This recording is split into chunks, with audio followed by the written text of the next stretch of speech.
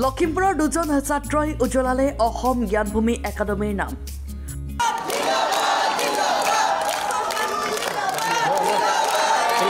কৌশিক চুতীয়া নামৰ ছাত্ৰজনে বিজ্ঞান শাখাত লাভ কৰিলে 93%। এই মুহূৰ্তত খুবেই ভাল লাগিছে।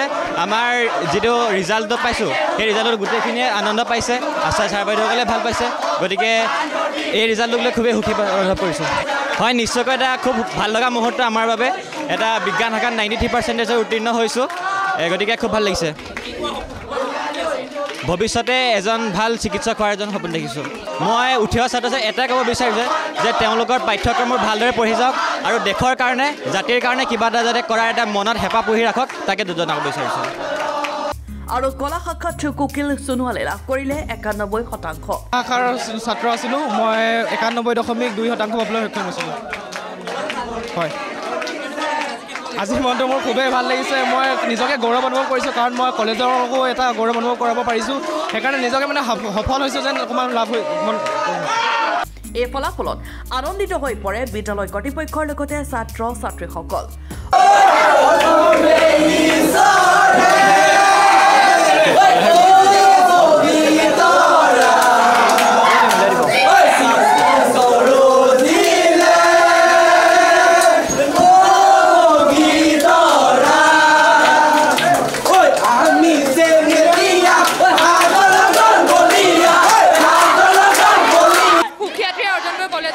উজ্জ্বল কৰি আনিছে, সেইটো কাৰণে বহুত ভাল লাগিছে।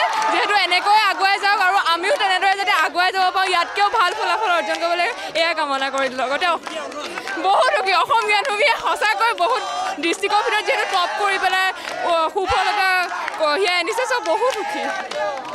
আৰু আজি অসম জ্ঞানভূমিৰ দুগৰাকী সুযোগ্য সন্তান কৌশিক চুতীয়া আৰু কুকিল সোণোৱাল দাদাই এটি খুব সুন্দৰ ৰিজাল্ট হায়াৰ ছেকেণ্ডেৰীত কৰিবলৈ সক্ষম হৈছে। গতিকে আমি খুব সুখী আৰু গৌৰৱান্বিত অনুভৱ কৰিছোঁ। আৰু অসম জ্ঞানভূমি একাডেমীৰ ফলাফল হৈছে বহু উন্নত মানৰ। জ্ঞানভূমি একাডেমীৰ আজিৰ দিনটো এটা উল্লেখনীয় দিন, যিহেতু আমাৰ এই ছিনিয়ৰ ছেকেণ্ডেৰী স্কুলখনৰ পৰা দুজন ছাত্ৰই বহু ভাল ৰিজাল্ট কৰিবলৈ সক্ষম হৈছে।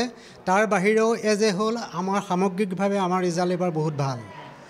বিশেষকৈ আমাৰ দুইজন ছাত্ৰ বিজ্ঞান শাখাত এজনে আমাৰ 93% পাইছে আৰু কলা শাখাত এজনে আমাৰ 91% পাবলৈ সক্ষম হৈছে, প্ৰায় 92% পাবলৈ সক্ষম হৈছে।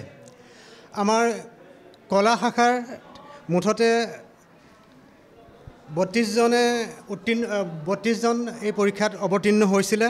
তাৰ ভিতৰত ষ্টাৰ মাৰ্ক পাইছে 16জনে, ফাৰ্ষ্ট ডিভিজন 28জনে আৰু ছেকেণ্ড ডিভিজন মাত্ৰ 4জনে পাইছে। থাৰ্ড ডিভিজন নীল আৰু 100% আমাৰ উত্তীৰ্ণ হৈছে। বিজ্ঞান শাখাৰ আমাৰ যি অৱতীৰ্ণ হৈছিলে 46জনে অৱতীৰ্ণ হৈছিলে। ষ্টাৰ মাৰ্ক পাইছে 14জনে, ফাৰ্ষ্ট ডিভিজন 35জনে আৰু ছেকেণ্ড ডিভিজন 11জনে পাইছে। বিজ্ঞান শাখাটো আমাৰ 100% উত্তীৰ্ণ হৈছে। গতিকে বিজ্ঞান আৰু কলা এই দুইটা শাখা আমাৰ ইয়াত আছে। গতিকে দুইটা শাখাৰ পৰা আমাৰ ইয়াত 100% ষ্টুডেণ্ট উত্তীৰ্ণ হৈছে। ছাবজেক্ট ৱাইজত আমাৰ ষ্টুডেণ্টৰ ফলাফল যদি আমি কওঁ, ইংলিছত হায়েষ্ট আমাৰ পাইছে 93% পাইছে এগৰাকীয়ে, এন্থ্ৰপলজিত 99% পাইছে, বায়'লজিত 97% পাইছে, মেথমেটিক্সত 95% পাইছে, ফিজিক্সত 94% পাইছে, কেমেষ্ট্ৰিত 94% পাইছে, আছামিজত 96% পাইছে, জিঅ'গ্ৰাফীত 95%, পল ছায়েন্সত 96% আৰু এডুকেশ্যনত 92%। গতিকে ইয়াৰ কাৰণে আমি যথেষ্ট সুখী অনুভৱ কৰিছোঁ আজি। এই ফলাফলৰ আঁৰত আছে শিক্ষকসকলৰ কঠোৰ পৰিশ্ৰম আৰু ছাত্ৰ ছাত্ৰীসকলৰ সাধনা।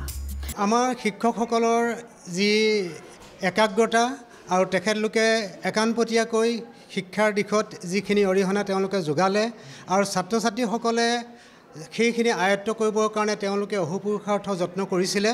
লগতে অভিভাৱকসকলৰ যত্ন আৰু ছাত্ৰ ছাত্ৰীসকলৰ প্ৰতি তেওঁলোকে কৰা কৰ্তব্যৰ এইটো সুফল বুলি আমি ভাবোঁ।